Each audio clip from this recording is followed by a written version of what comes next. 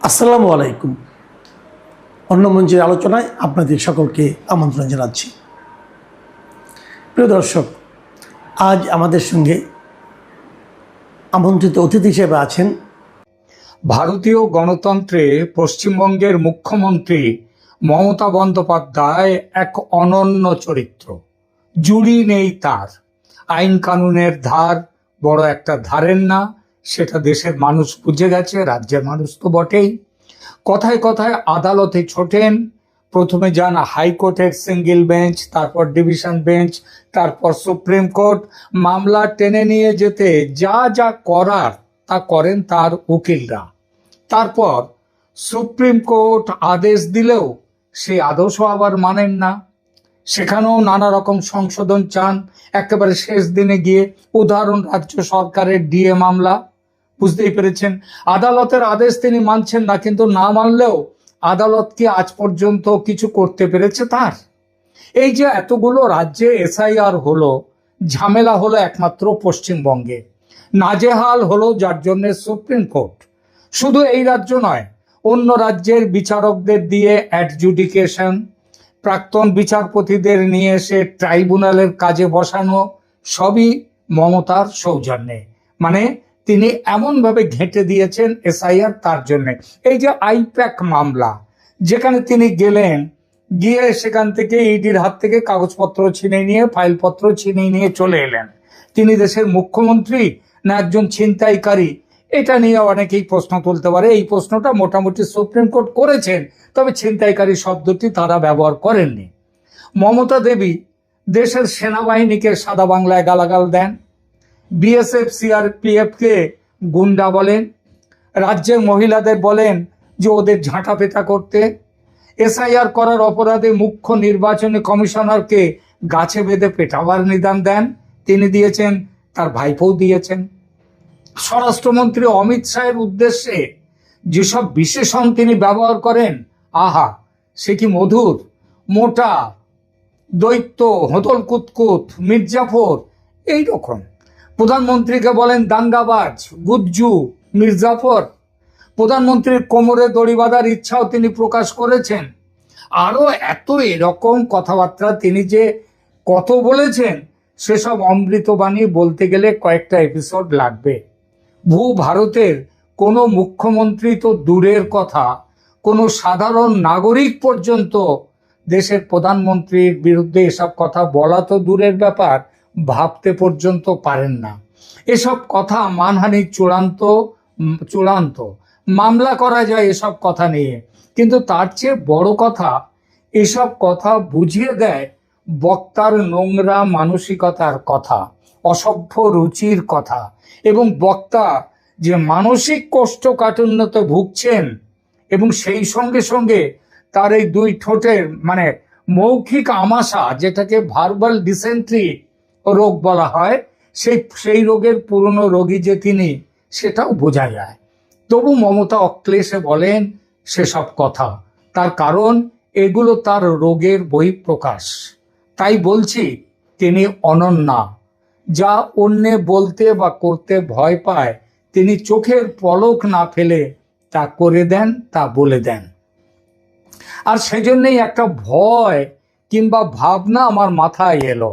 শুধু আমার নয়, আমরা সন্ধ্যাবেলা একটা চায়ের দোকানে বসি, সল্টলেক ক্যাফে।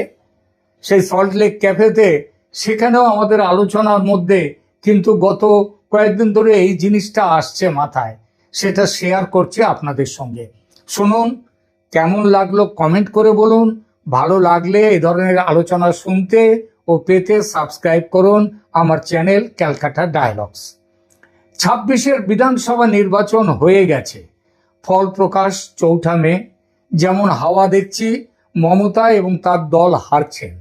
আর এই হারের গন্ধ পেয়ে মেগালোম্যানিয়াক মুখ্যমন্ত্রী যে কি বলবেন আর কি করবেন, সেই ভয়ে ও ভাবনায় আমার এবং আমাদের ওই চায়ের আসরের ক্যাফের আমার অনেকেরই ঘুম উড়ে যাওয়ার দরকার, দাখিল ঘুম উড়ে যাচ্ছে। তাই এবং তার সংকেত আসা শুরু হয়ে গেছে যে এই মুখ্যমন্ত্রী কি করবেন বা কি বলবেন। গতকাল খবর এলো 4 মে গতকাল খবর এলো যে 4ঠা মে ভোট গণনার আগে 2রা মে মানে আগামীকাল থেকে নির্বাচন কমিশনের চক্রান্তের প্রতিবাদে মুখ্যমন্ত্রী তার দলবল নিয়ে অবস্থান বিক্ষোভে নামছেন। কিসের চক্রান্ত এই কমিশনের, নির্বাচন কমিশনের? না, ভারতের কেন্দ্রীয় শাসক দল স্বৈরাচারী বিজেপি দেশের মুখ্য নির্বাচন কমিশনার জ্ঞানেশ কুমারের সঙ্গে ষড়যন্ত্র করে নেমে পড়েছেন পশ্চিমবঙ্গের গণতন্ত্রের পূজারী মমতা বন্দ্যোপাধ্যায়ের সরকারকে ফেলে দেওয়ার জন্য।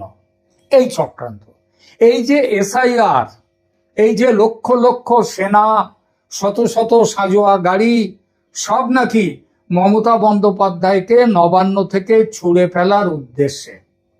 তার প্রতিবাদে তিনি ভোটের পর, ভোট ফল ঘোষণার ঠিক আগে অবস্থানে বসছেন। অবস্থান 2 তারিখে, 3 তারিখেও চলবে কিনা, আর চলতেও পারে। আর 4 তারিখ ভোটের ফল বেরোলে এবং তার পরের দিনগুলোতে যে কি হবে রাজ্য জুড়ে, কি প্রতিবাদ, বিক্ষোভ ইত্যাদি, ভাবলে গায়ে জ্বর আসছে আমার। বাপের জন্মে শুনিনি ভোটের ফল না মানার এমন আন্দোলন তৈরি হতে পারে। মানছি না, মানব না এবং নিপাত যাক মন্ত্র যারা প্রথম বলে, সেই কমিউনিস্টরা পর্যন্ত ভোটের ফল নিয়ে এমন বিক্ষোভের কথা কল্পনাতে আনতে পারেনি। পারলে 2011-তে মমতাকে ছেড়ে দিয়ে প্রায় বানপ্রস্থে চলে যেত না, কিন্তু মমতা ব্যানার্জি সেটা পেরেছেন।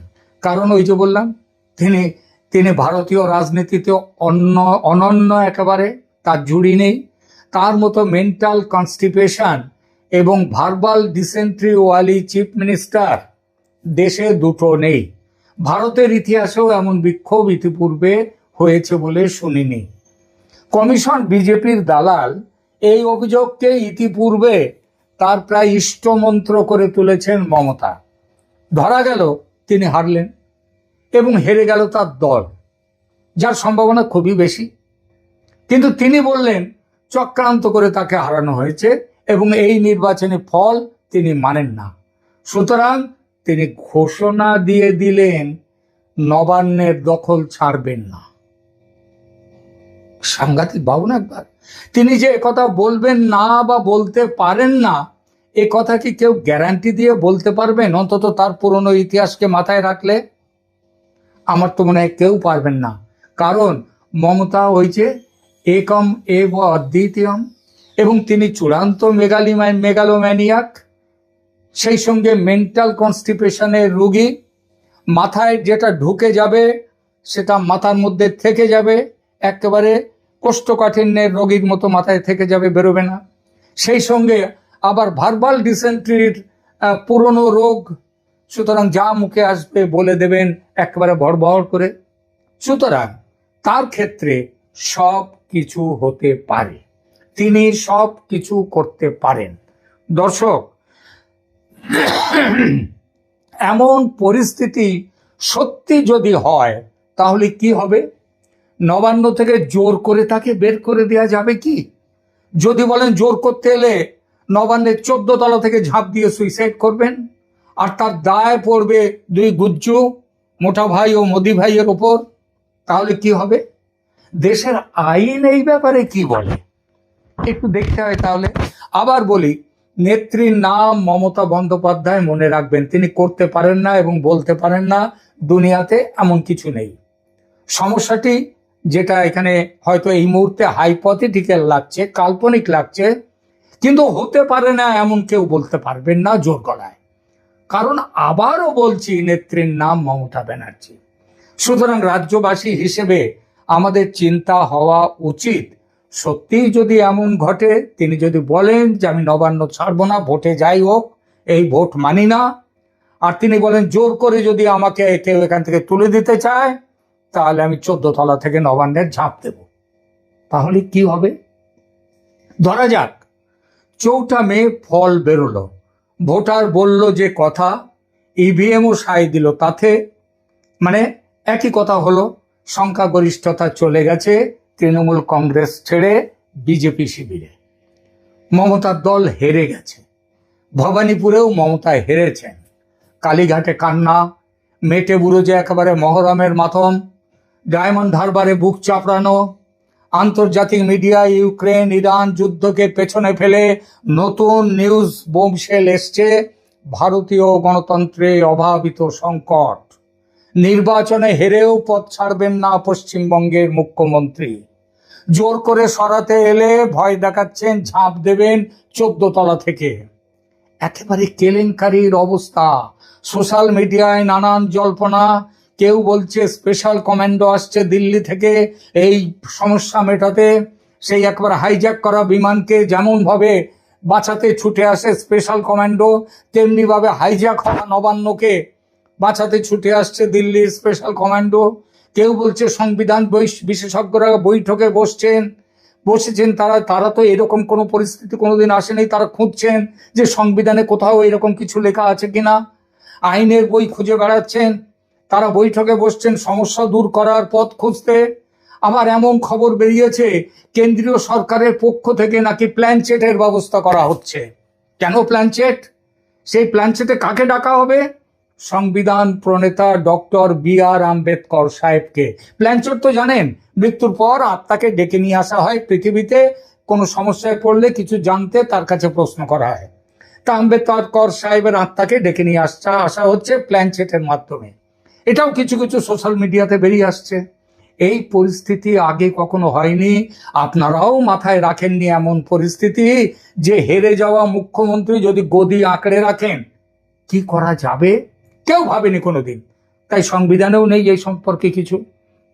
চারদিকে সবাই মাথার চুল ছুঁড়ছে চিড়ছে, কিন্তু তিনি বিন্দাস নবান্নে বসে পা নাচাচ্ছেন আর ছড়া কাটছেন। আনি মানি জানি না, এই ফল মানি না, চক্রান্ত সইব না, নবান্ন ছাড়ব না, খুলতে গেলে খাপ দেব 14 তলা থেকে ঝাঁপ, লিখে যাব সুইসাইডের নোট, দায়ী জ্ঞানেশ অমিত মোদির জোট, আপাং ঝাপাং ঝোল, এবার করবি কি তা বল। কি হবে তাহলে? ভাবুন তো, কি বিচ্ছিরি ব্যাপার। 3 কোটি মানুষ লাইনে দাঁড়িয়ে রোদে পুড়ে বৃষ্টিতে ভিজে ভোট দিল। 3 কোটি কি 3.5 কোটির বেশি মানুষ বিজেপিকে সংখ্যাগরিষ্ঠতা দিল। তবু নতুন সরকার গঠন হতে পারছে না, কারণ বিদায়ী মুখ্যমন্ত্রী পদত্যাগ করছেন না, ভোটের ফল মানছেন না। আমি গদি ছাড়বো না বলতে বলতে শেষমেশ গোটা রাজ্যকেই সাংবিধানিক সংকটে ঠেলে দিচ্ছেন। দেশের আইন সংবিধান কি বলে এরকম ক্ষেত্রে? মানে নতুন ভোট হলে কি বলে? বলে যে যিনি মুখ্যমন্ত্রী আছেন তাকে বিদায়ী মুখ্যমন্ত্রী বলা যেতে পারে, তবে তিনি পদত্যাগ করলে তবেই নতুন সরকার শপথ নিতে পারে। যতক্ষণ না তিনি পদত্যাগ করবেন ততক্ষণ তিনিই মুখ্যমন্ত্রী। সংবিধানে লেখা আছে নতুন ভোটে যেই হারুক যেই জিতুক বিদায়ী মুখ্যমন্ত্রী তার নিজের দল জিতলেও তাকে পদত্যাগ করতে হবে, তারপর আবার নতুন করে শপথ নেবেন। সিস্টেম এইটা। রাজ্যপাল তাকে নতুন মুখ্যমন্ত্রী না হওয়া পর্যন্ত যদি অন্য দলের কেউ হয়, তারা সংখ্যাগরিষ্ঠতা পায়, তাহলে তারা মুখ্যমন্ত্রী না হওয়া পর্যন্ত কাজ চালিয়ে যেতে বলেন রাজ্যপাল পুরনোকে। তারপর নতুন মুখ্যমন্ত্রী শপথ নিলে পুরনো সরে যাবেন। কিন্তু পুরনো মুখ্যমন্ত্রী যদি পদত্যাগ করতে না চান, তিনি যদি পদত্যাগ না করেন, তাহলে কি হবে? এটা সংবিধানে কোথাও লেখা নেই। কারণ সংবিধান লিখেছিলেন যারা, তারা দুঃস্বপ্নেও ভাবেননি যে এমন সমস্যা কোনোদিন আসতে পারে। তারা ভাবতে পারেননি যে মমতা ব্যানার্জি নামের কেউ পশ্চিমবঙ্গের মুখ্যমন্ত্রী হতে পারেন এবং তিনি নির্বাচনে চক্রান্ত আছে এই অভিযোগ তুলে পুরো নির্বাচনটাকেই খারিজ করে দিয়ে পদত্যাগে নারাজ হবেন। আজ থেকে 76 বছর আগে সংবিধান যখন তৈরি হয়, এটা ভাবা সম্ভব ছিল না যে মমতা ব্যানার্জি এই বঙ্গে তিনি জন্ম নেবেন, তিনি মুখ্যমন্ত্রী হবেন। গণতন্ত্রে হারলে 2 রকম পথ খোলা থাকে। এক, মর্যাদার সঙ্গে বলা যে জনগণের রায় মেনে নিলাম, আমি লড়াই চালিয়ে যাব। 2, বলা, যদি তারা হেরে যান তাহলে বলা যে জনগণ ভুল করেছে, কমিশন চক্রান্ত করেছে, আমি আদালতে যাব, ততদিন আমি আদালত যতদিন না রায় দেয় ততদিন আমি স্থিত অবস্থা বজায় রেখে চেয়ার আঁকড়ে বসে থাকব। এই দুটো পথ। প্রথম পথ ইতিহাসে সম্মান দেয়, আর দ্বিতীয় পথ যে কি দেবে সংবিধানে কোথাও লেখা নেই। সমস্যা সেটাই। তবে এটা বোঝা যায় এমন পরিস্থিতি এলে কপিল সিব্বল, অভিষেক মনু সিংভি, শ্যাম দেওয়ান, এদের পকেট রীতিমতো ভারী হতে থাকে। রঙ্গরসিকতা ছেড়ে একটু সিরিয়াস হয়ে সমস্যাটা দেখা যাক এবার। যখন কোনো নেতা বা নেত্রী নিজেকে প্রতিষ্ঠান ভাবতে শুরু করেন আমিই সব, তখন তার কাছে পরাজয় মানে শুধু ভোটে হার নয়, রাষ্ট্র তাকে বিট্রে করেছে এই বিশ্বাস শক্ত হয়। তখন বিচার ব্যবস্থা যদি তার পক্ষে যায় তিনি বলবেন ন্যায় মিলেছে, এই জন্যই বলি আদালত সবার উপরে। আর বিচারের রায় যদি তার বিপক্ষে যায় তখন তিনি আদালতের বিরুদ্ধেই ষড়যন্ত্রের অভিযোগ তুলবেন। সুপ্রিম কোর্টের কিছু কিছু ব্যাপারে মমতা ব্যানার্জি ইতিমধ্যে ষড়যন্ত্রের অভিযোগ তুলতেও শুরু করেছে। কমিশন যদি সুবিধা দেয় তাহলে সেটা গণতন্ত্র, আর কমিশন যদি তাকে কোনো রকম নাজায়েজ সুবিধা না দেয় তাহলে তার ফল উল্টো হবে এবং তখন কমিশন হয়ে যাবে দালাল। পুলিশ যদি তার অবাস্তব কথায়, অসঙ্গত কথাতেও মাথা নত করে সেটা হবে পুলিশের শৃঙ্খলা, আর পুলিশ যদি আইন মানে, নিয়ম মেনে চলে সেটা হবে দালালি বিরোধীদের। গণতন্ত্রে এতদিন আমরা শুনেছি ভোট হবে, ফল বেরোবে, কেউ জিতবে কেউ হারবে, কিন্তু বাংলার রাজনৈতিক নাট্যশালায় নতুন মতবাদ জন্ম নিতে চলেছে। ভোট জনগণ দেবে কিন্তু ফল মানবেন নেত্রী নিজে। পছন্দ হলে গণতন্ত্রের জয়, অপছন্দ হলে গণতন্ত্রের ক্ষয়, চক্রান্ত। আর একটু ভেঙে বলি, জনগণ ভোট দেবে, কমিশন গুনবে, আদালত দেখবে ভোট ঠিক হয়েছে কিনা, সংবিধান বলবে যে এবার এই পরিস্থিতি, কিন্তু শেষ সিল এখানে পশ্চিমবঙ্গে দেবেন নেত্রী মমতা ব্যানার্জি। তিনি মানছেন কি মানছেন না সেটাই বড় কথা। মানে নির্বাচন কমিশন নয়, সুপ্রিম কোর্ট নয়, বিধানসভা নয়, চূড়ান্ত সাংবিধানিক প্রতিষ্ঠান দাঁড়ালো নেত্রীর ব্যক্তিগত ইচ্ছা, ব্যক্তিগত বিশ্বাস, ব্যক্তিগত ফরমান। প্রশ্ন হলো এটা কি সম্ভব? সংক্ষিপ্ত উত্তর না, আর দীর্ঘ উত্তর না, সম্ভব নয়। কিন্তু নাটকটা খুব লম্বা হতে পারে। একে অঙ্কের ছোট্ট নাটক বলা যাবে না। High court, single bench, double bench, supreme court, ততদিন আমি নবান্ন আটকে থাকব। নবান্ন কি কারো পৈতৃক বাড়ি? না। কারো রাজনৈতিক স্মৃতিসৌধ? না। কারো রাজনীতি করার ঘর? কারো গোঁসা ঘর? না না। নবান্ন হলো রাজ্য সরকারের সচিবালয়। সেখানে মুখ্যমন্ত্রী বসেন কারণ তিনি মুখ্যমন্ত্রী, আর তিনি মুখ্যমন্ত্রী বলে নবান্ন তার ব্যক্তিগত সম্পত্তি হয় না। এই ছোট্ট কথাটাই আমাদের রাজনীতিতে সবচেয়ে বেশি ভুলে যাওয়া হয়। ক্ষমতার কেন্দ্রকে নিজের ক্ষমতা, আইনের ক্ষমতা নয়, নিজের ক্ষমতা বলে চাউর করা হয়। আমাদের দেশে অনেক নেতা আছেন যারা চেয়ারকে দায়িত্ব ভাবেন, আবার কিছু নেতা আছেন যারা চেয়ারকে প্রায় আত্মীয় স্বজন ভাবতে শুরু করে দেন। যেন গদি ছাড়া বাঁচা মানে চেয়ার ছাড়া বাঁচা, ক্ষমতা ছাড়া বিপ্লব, লালবাতি ছাড়া জনসেবা, এসবগুলো অসম্ভব। তখন ভোটে হার মানে শুধু পরাজয় নয়, অস্তিত্বের সংকট, সেটাই হেরে যায়। ভোটের আগে মমতা নানান ভাষায় কমিশনের আদ্যশ্রাদ্ধ করেছেন। এখন ফল বেরোনোর পর আগের অভিযোগগুলো আরো চিৎকারের সঙ্গে বলছেন কমিশন বিজেপির দালাল, চক্রান্ত হচ্ছে, ভোট লুট হয়েছে, জনগণের রায়কে বিকৃত করা হচ্ছে, অতএব এই রায় মানি না। এগুলো রাজনৈতিক ভাষণের অংশ হতে পারে, তাতে আপত্তি নেই, কিন্তু সমস্যা শুরু হয় যখন পরের লাইনটা আসে যে আমি ফল মানব না, নবান্ন ছাড়বো না। এই জায়গাতেই গণতন্ত্র থমকে যায়। কারণ গণতন্ত্রে আপত্তির রাস্তা আছে, অবাধ্যতার রাস্তা নেই। আপনি ফল চ্যালেঞ্জ করতে পারেন, পুনর্গণনা চাইতে পারেন, আদালতে যেতে পারেন, নির্বাচনে মামলা করতে পারেন, প্রমাণ হাজির করতে পারেন, কিন্তু আমি হারিনি কারণ আমি হারতে রাজি নই, এই যুক্তি কোথাও কোনো সংবিধানে নেই, ভারতীয় সংবিধানে নেই।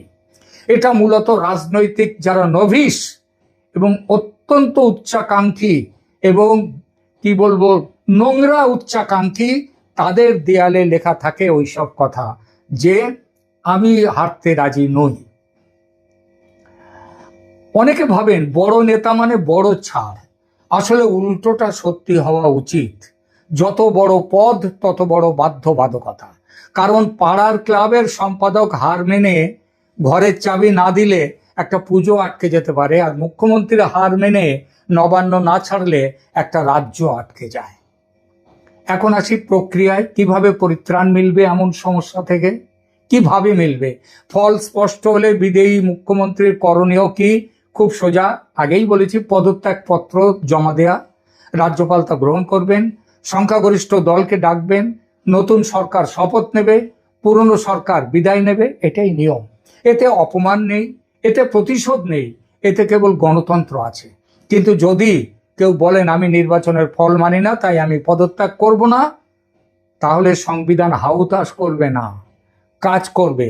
রাজ্যপাল প্রশ্ন করবেন আপনার সংখ্যাগরিষ্ঠতা কোথায়। যদি নির্বাচনের ফল বলে দেয় সংখ্যাগরিষ্ঠতা অন্যত্র, তবে আপনার নৈতিক ভিত্তি শেষ, রাজনৈতিক ভিত্তি শেষ, প্রশাসনিক ভিত্তিও শেষ।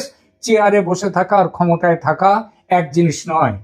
অনেকেই প্রথমটা পারেন, দ্বিতীয়টা আর পারেন না। ধরুন নতুন সরকার শপথও নিয়ে ফেললো রাজভবনে কিংবা ব্রিগেড প্যারেড গ্রাউন্ডে, তারপরেও পুরনো মুখ্যমন্ত্রী নবান্নে বসে আছেন, নতুন সরকারকে জায়গা ছাড়ছেন না, চা খাচ্ছেন, বৈঠক ডাকছেন, ফাইল চাইছেন, কারণ অফিসটা তো সেখানে রয়ে গেছে, আমলাদের বলছেন আমি আছি। দৃশ্যটা শুনতে সিনেমার মতো, কিন্তু আইনের দৃষ্টিতে এটি অত্যন্ত করুণ। করুণ হলেও আজকের পশ্চিমবঙ্গে কিন্তু অসম্ভব নয়। মমতার ক্ষেত্রে তেমনটাও হতে পারে এবং তার সম্ভাবনা কিন্তু দেখা দিয়েছে। নইলে নির্বাচনের পর চক্রান্তের ধুয়ো তুলে কেন অবস্থান বিক্ষোভে বসবেন মুখ্যমন্ত্রী? আর এই বিক্ষোভ 4 মের পর টেনে নিয়ে গেলে, নির্বাচনী ফলে তার দল হেরে গেলে, কারণ সেই মুহূর্তে তিনি মুখ্যমন্ত্রীর চেয়ারে থাকলেও বিদায়ী মুখ্যমন্ত্রী। তিনি প্রাক্তন শব্দটা ছোট কিন্তু আঘাতটা বড়। প্রাক্তন মুখ্যমন্ত্রী মানে কি? মানে আপনি সম্মান পেতে পারেন, নিরাপত্তা পেতে পারেন, রাজনৈতিক গুরুত্ব থাকতে পারে আপনার, কিন্তু সরকারি আদেশ দেওয়ার অধিকার আর নেই আপনার। আপনি চাইলে নবান্নের সামনে মেরাব বেঁধে মাইক নিয়ে বক্তৃতা করতে পারেন পুলিশের অনুমতি নিয়ে, কিন্তু নবান্নের ভেতর সরকার চালাতে পারেন না, কারণ সরকার গণতান্ত্রিক অনুমোদনে চলে, ব্যক্তিগত ইচ্ছায় নয়, ব্যক্তিগত চাহিদায় নয়। তবু যদি পদ না ছাড়তে চান মমতা ব্যানার্জি সেদিন, তারপর কি হবে? প্রথম ধাপ অনুরোধ, দ্বিতীয় ধাপ লিখিত নোটিশ, তৃতীয় ধাপ প্রবেশ ও প্রশাসনিক নিয়ন্ত্রণ নতুন সরকারের হাতে সুনিশ্চিত করা। তারা জোর করে ঢুকবে নবান্নে, ঢুকে সেই ব্যবস্থা পুলিশ করবে, প্রশাসন করবে। চতুর্থ ধাপ, প্রয়োজনে আইন শৃঙ্খলা বাহিনীর উপস্থিতিতে তাকে জোর করে সেখান থেকে সরিয়ে দেয়া।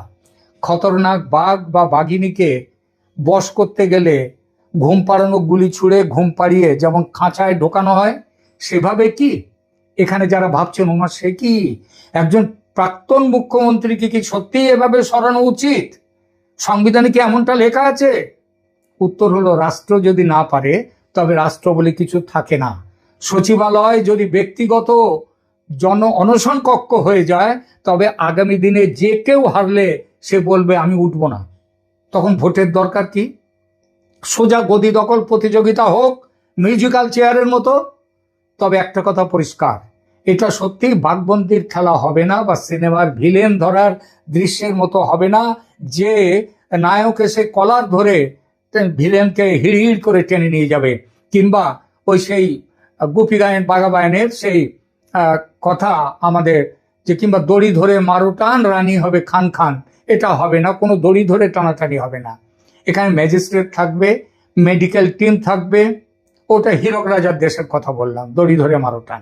যাই হোক, সেটা হবে না, কারণ টানাটানি করে তাকে ভেঙে ফেলা হবে না। ম্যাজিস্ট্রেট থাকবে, মেডিকেল টিম থাকবে, ভিডিও রেকর্ড থাকবে, পর্যাপ্ত সাক্ষী থাকবে, রাষ্ট্রের কাজ অপমান করা নয়, রাষ্ট্রের কাজ দখল মুক্ত করা। এই পার্থক্যটা বোঝা খুব জরুরি। এখন আসি নাটকের সবচেয়ে বিস্ফোরক সংলাপে। যদি তিনি বলেন আমাকে জোর করে সরাতে এলে আমি নবান্নের 14 তলা থেকে ঝাঁপ দেব এবং আমার মৃত্যুর দায় হবে মোদি, শাহ আর জ্ঞানেশের, তাহলে এই লাইন শুনে রাজনীতি টিআরপি পায়, কিন্তু আইন পায় এক ভয়ঙ্কর যন্ত্রণা। আমাদের বিবেক পায় এক ভয়ঙ্কর মাথা ব্যথা। কেন? কারণ আত্মহত্যার হুমকি দিয়ে কেউ সাংবিধানিক অবস্থান দখলে রাখতে পারে না। এতে রাষ্ট্রের দায়িত্ব বাড়ে, আত্মঘাতীর অধিকার বাড়ে না। মানে আপনাকে সঙ্গে সঙ্গে মানসিক ও শারীরিক সুরক্ষার আওতায় আনতে হবে, কিন্তু তাই বলে আপনাকে রাজ্যের সচিবালয়ে আজীবন বসিয়ে রাখতে হবে এমন কোনো আইন নেই। রাষ্ট্র তখন কি করবে? অবৈধ দখলদারকে সরাতে যে ব্যবস্থাগুলো করা দরকার সেগুলোই করবে। রাষ্ট্র একথা বলবে না যে মরুন আপনি, বাঁচুক রাজ্য, এমন কথা বলতেই পারে না। রাষ্ট্র তার জীবন বাঁচাবে, তারপর ভবন বাঁচাবে, নবান্ন বাঁচাবে, তারপর সংবিধান বাঁচাবে। এই তিনটির মধ্যে একটাকেও ছেড়ে দেওয়া যাবে না। সিনিয়র পুলিশ, ম্যাজিস্ট্রেট, চিকিৎসক এবং অতি অবশ্য এক বা একাধিক মানসিক স্বাস্থ্য বিশেষজ্ঞ, সবাইকে নিয়ে ক্রাইসিস ম্যানেজমেন্ট শুরু হবে। কথা বলে শান্ত করার চেষ্টা করা হবে, বিপজ্জনক এলাকা খালি করা হবে, 14 তলার চারপাশে শক্ত জাল বেছানো, শক্ত নেট জাল বিছিয়ে দেওয়া হবে, যাতে ঝাঁপ দিলে অন্তত নিচে না পড়ে, জালে পড়েন বাঁচানো যায়। চারদিকে কারফিউ জারি করে পাবলিক স্পেকটাকেল অর্থাৎ জনগণের চোখকে দৃষ্টি আটকে দিতে হবে। কারণ ক্যামেরা অন থাকলে নেতাদের তাদের দর্শকের জন্য অভিনয়টা বেড়ে যায়, ক্যামেরা অফ হলে বাস্তবের মুখোমুখি হন নেতারা। এবং এই কথাটা একটু কড়া হলেও সত্যি, আত্মহত্যার হুমকি কোনো গণতান্ত্রিক ম্যান্ডেট নয়। এটা রাজনৈতিক ব্ল্যাকমেল হতে পারে, ব্যক্তিগত সংকট হতে পারে, নাটকীয় প্রতিবাদ হতে পারে, কিন্তু সাংবিধানিক যুক্তি হতে পারে না। আর যদি তার অনুগামীরা চারপাশে বসে পড়ে মানব প্রাচীর তৈরি করে, বিক্ষোভ তৈরি করে, স্লোগান দিতে শুরু করে, নেত্রী তুমি এগিয়ে চলো, আমরা তোমার সঙ্গে আছি, থাকুন সঙ্গে। গণতন্ত্রে প্রতিবাদের অধিকার আছে, কিন্তু নিয়ম মেনে। সচিবালয় অবরোধ করে সরকার চালানো আটকানোর অধিকার কারণ নেই। প্রশাসনের পথে বাধা দিলে সেটা আর কবিতা থাকে না, সেটা আইন শৃঙ্খলার প্রশ্ন হয়ে যায়। তখন পুলিশ প্রথমে বোঝাবে, তারপর সতর্ক করবে, শেষে সরাবে, যতটা কম শক্তি প্রয়োগ করে সরানোর দরকার হয়। কারণ নবান্ন ফেসবুক লাইভের লোকেশন নয়, এটা প্রশাসনের নার্ভ সেন্টার। এখন কেউ প্রশ্ন করতে পারেন, কেন্দ্র সরকার কি তখন হস্তক্ষেপ করবে? সরাসরি প্রথমে কেন্দ্র সরকারের হস্তক্ষেপের জায়গাই নেই। প্রথমে রাজ্যের সাংবিধানিক কাঠামো কাজ করবে। নতুন সরকার থাকলে প্রশাসন তার নির্দেশ মানবে, কিন্তু যদি দেখা যায় রাজ্য যন্ত্র অবরুদ্ধ হয়ে আছে, পুলিশ দ্বিধায়, আমলারা ভয়ে স্তব্ধ, সচিবালয় আটকে সরকার কাজ করতে পারছে না, তখন রাজ্যপালের রিপোর্ট যাবে কেন্দ্রে। তবে এখানে যাবে না, কারণ পুলিশ ইতিমধ্যেই যে তাদের বোধোদয় হয়েছে, তারা যে বুঝতে পেরেছে মালিক বদল হচ্ছে, সেটা 29শে এপ্রিলের ভোটের দিন পুলিশের কাজকর্ম দেখে বোঝা যাচ্ছে। যাই হোক, এইবার রাজ্যপালের রিপোর্ট যদি কেন্দ্রে যায়, সেখানে সাংবিধানিক বিপর্যয়ের প্রশ্ন উঠতে পারে। অর্থাৎ ব্যক্তিগত জেদের শেষ স্টেশন গিয়ে ঠেকতে পারে আর্টিকেল 356 এর প্ল্যাটফর্মে রাষ্ট্রপতির শাসন। ভাবুন তো কি বিচ্ছিরি ব্যাপার।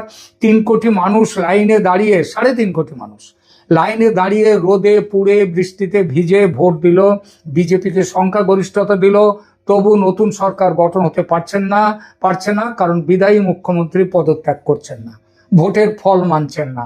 আমি গদি ছাড়বো না বলতে বলতে শেষমেশ গোটা রাজ্যটাকে সাংবিধানিক সংকটে ঠেলে দিচ্ছেন। আইন বলে তিনি পদত্যাগ করলে তবেই নতুন সরকার শপথ নিতে পারে, আর যতক্ষণ না তিনি পদত্যাগ করবেন ততক্ষণ তিনিই মুখ্যমন্ত্রী, বিদায়ী মুখ্যমন্ত্রী। সংবিধানে লেখা আছে নতুন ভোটে যেই হারুক, যেই জিতুক, বিদায়ী মুখ্যমন্ত্রী পদত্যাগ করবেন, রাজ্যপাল তাকে নতুন মুখ্যমন্ত্রী না হওয়া পর্যন্ত কাজ চালিয়ে যেতে বলবেন, তারপর নতুন মুখ্যমন্ত্রী শপথ নিলে পুরনো সরে যাবেন। কিন্তু পুরনো মুখ্যমন্ত্রী যদি পদত্যাগই না করেন, তাহলে কি হবে? সংবিধানে কোথাও লেখা নেই। কারণ সংবিধান লিখেছেন যারা, তারা দুঃস্বপ্নেও ভাবেননি এমন একটা সমস্যা উঠতে পারে। তারা ভাবতে পারেননি যে মমতা ব্যানার্জি নামের কেউ পশ্চিমবঙ্গের মুখ্যমন্ত্রী হতে পারেন। আজ থেকে ৭৬ বছর আগে সেটা ভাবা সম্ভবও ছিল না। গণতন্ত্রে হারলে দুরকম পথ থাকে। এক, মর্যাদার সঙ্গে বলা জনগণের রায় মেনে নিলাম, আমি লড়াই চালিয়ে যাব।